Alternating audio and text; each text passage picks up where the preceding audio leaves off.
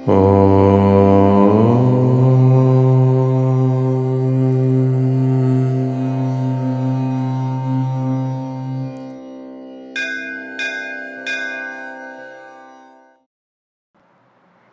world literature, before we go over to explain the esotericism of the Ramayana, let us think of a few words about the prevailing criticism about the veracity of various events mentioned in the epic.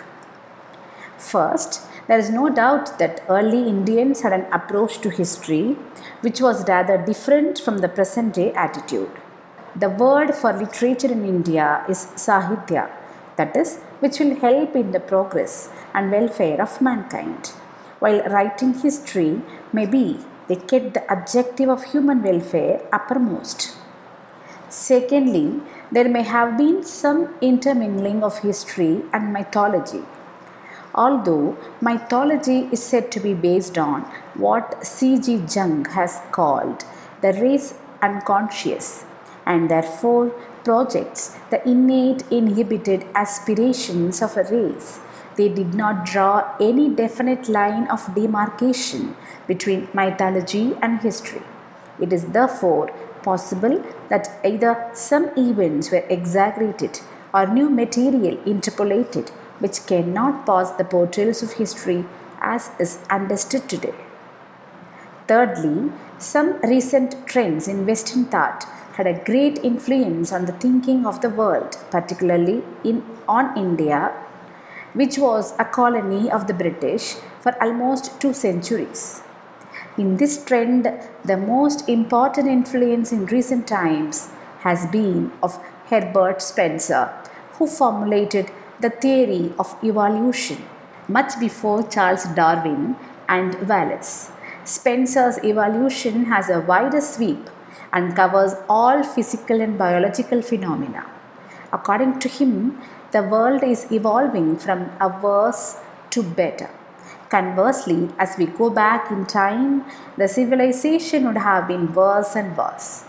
As such, the state of affairs in India at present should be definitely better than they were a few hundred or a few thousand years ago.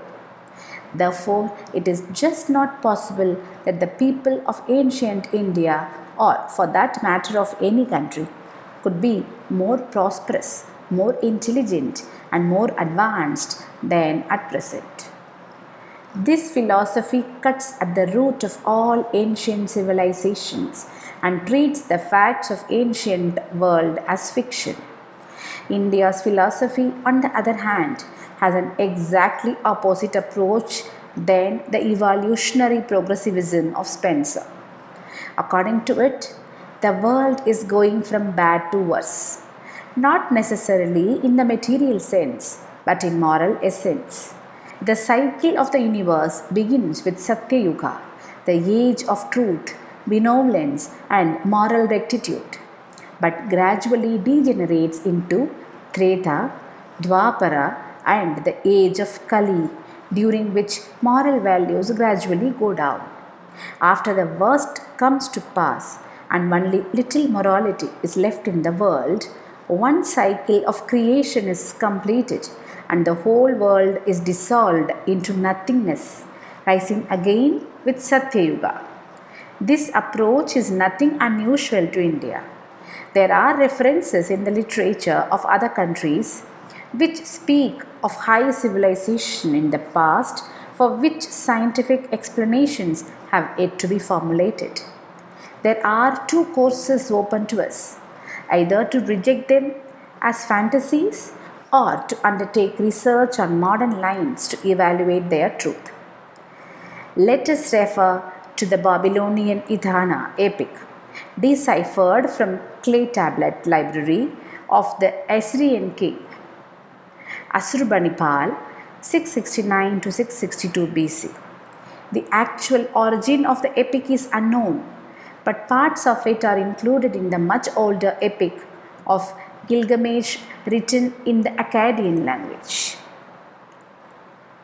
The Sumerians began to write down their past in 2300 BC. just as Enkidu, the hero of the epic of Gilgamesh, was carried up above the earth by a god, Etana, also floats high in the air. Here are the essential passages as quoted by Erich von Däniken in his In Search of Ancient Gods.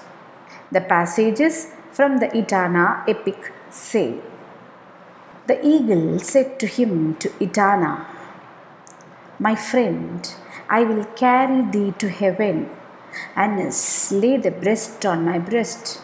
Lay thy eyes on the pinion of my wings. Lay thy sides on my sides.'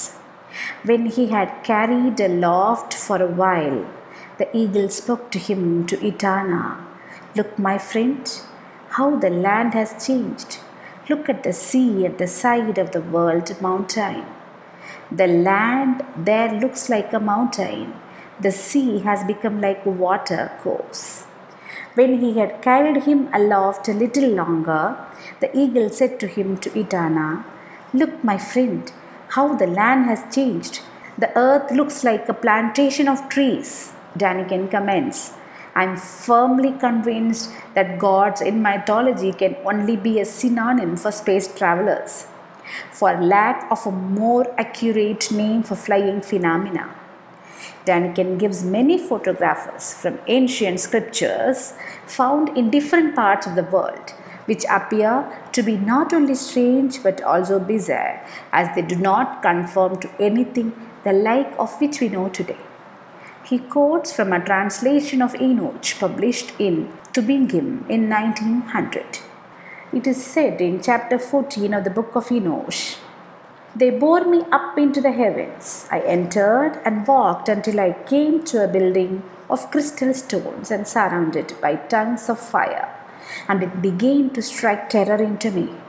I went to the tongues of fire and came to a large house built of crystal stones.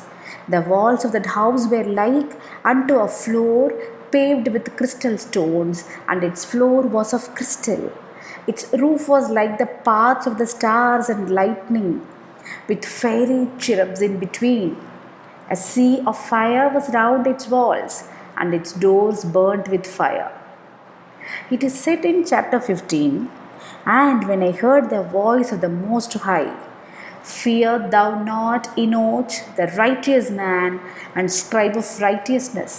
Go thou and speak to the guardians of heaven, who have sent thee in order to intercede for them.'"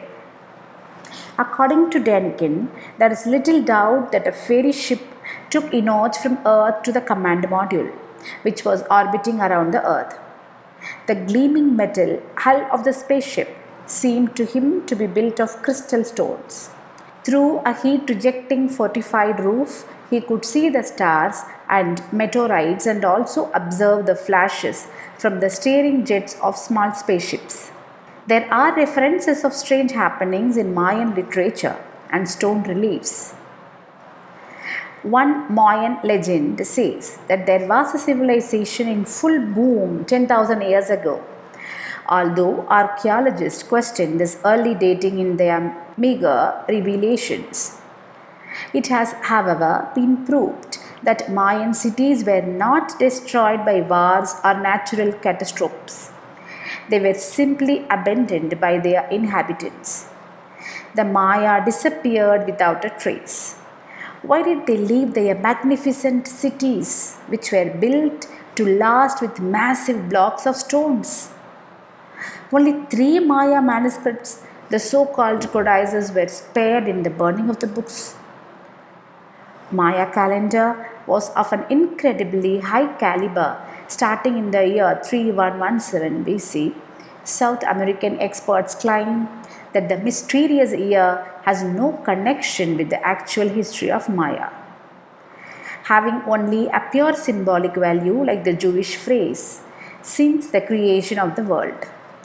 The Maya calendar operates with cycles of years that were only supposed to have repeated themselves over 3,74,000 years, so similar to the 4 yugas of India. If we follow the Aztec calendar, the present age is ripe for the destruction of the earth by an earthquake. During construction work in Mexico in 1700, a round stone disc 3 feet thick and 12 feet in diameter was found. A bas relief of faces, arrows, and circles were carved on the stone. It was discovered that these motifs were data for the secret Aztec calendar. But Aztecs, it is said, took over the essential parts of the calendar from their forefathers, the Mayas. We should therefore not be surprised when we hear of Vimanas or the aerial cars in the epic of Ramayana. These should have been the flying machines navigated at great heights with the aid of quicksilver with a great propulsive wind. These Vimanas could cover vast distances and travel forward, upward, and downwards, a maneuverability which may be envied even today. Here is a quotation from the translation of Ramayana by M. Dutt, done in 1801. At Rama's behest, the magnificent chariot rose up to a mountain of cloud with a tremendous din. We cannot help noticing that not only a flying machine is mentioned, but also the chronicler talks of a tremendous din. Here is another passage from the Mahabharata. Bhima flew with his Vimana on an enormous ray which was as brilliant as the sun and made a noise like the thunder of a storm. If it is all imaginary and mythological, then even imagination needs something to start it off, says Daniken.